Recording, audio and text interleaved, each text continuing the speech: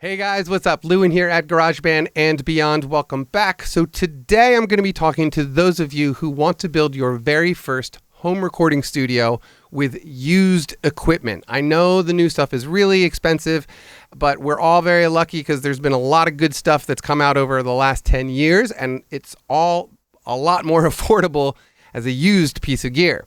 So the list of stuff that I'm going to give you is going to be every last piece that you need for a home recording studio.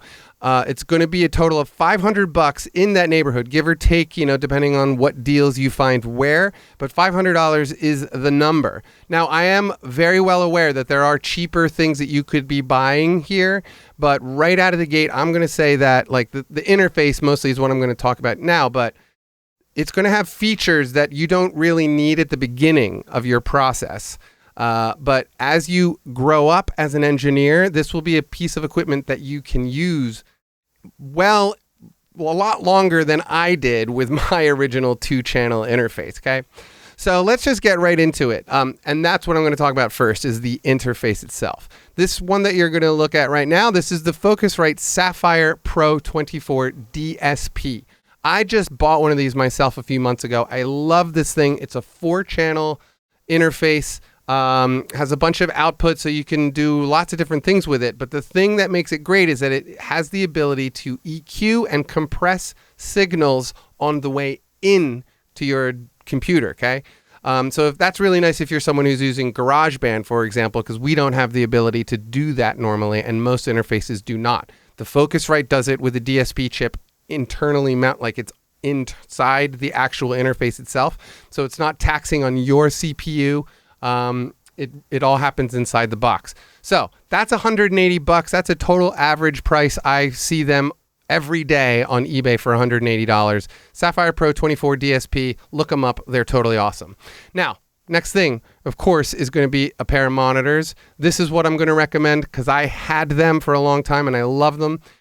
This is the M Audio BX5As. These are self-powered 70-watt studio reference monitors. I'm sure you've already read it here, with a buy it now of $140, as you can see right here.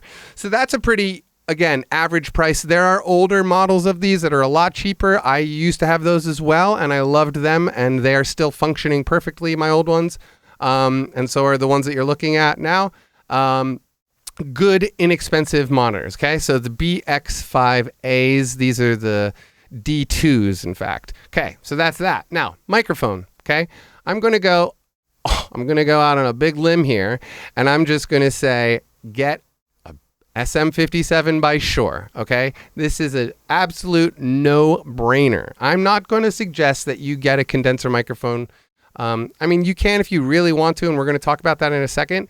But the good old SM57 will record any instrument perfectly well. You're going to be learning lots of things all at once if you're just building your studio, okay? So you're going to be learning how to use the program. You're going to be learning where to set up the microphones, all that kind of stuff.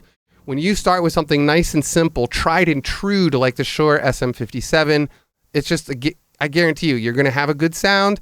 You're not going to get a lot of room sound because it's a dynamic microphone. Condenser microphones are much more sensitive. So if your room is not treated, it can be a nightmare as far as the sound, and good condensers are expensive.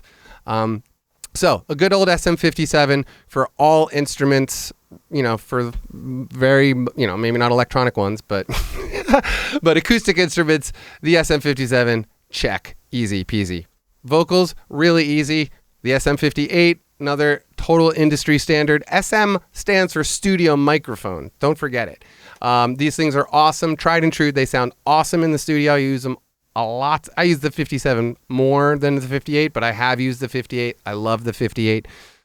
$63.99. Let's call it a $60 average. I see them on Craigslist a lot for $50. I see them on eBay going for around $70. So let's say $60 is the average there. Now, then you got to have something to put those on.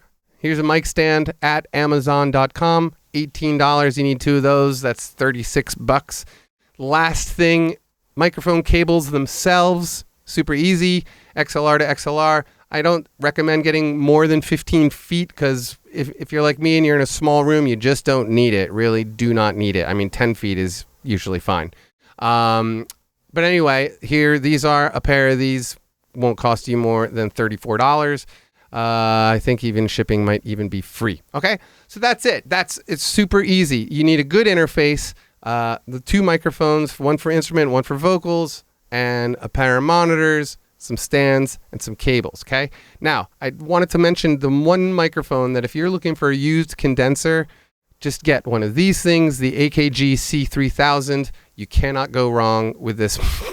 This is just a good, solid, does it all kind of microphone. It's not the world's most expensive, obviously, but it is something that I personally used for years and years and years, and I really, really liked it. And again, I had so many other things to worry about when I was starting to learn how to record that, like, the quality of the microphones was something I wouldn't even really be able to like talk about at that level. You know what I mean? So these are just good staple items that I've recommended. If you have any questions, please feel free to leave comments below. And please check out all my other videos. I have like 260 some odd videos, I think. Subscribe to the channel. Find me on Facebook. And all in all, have a great day. Thanks, you guys. Peace.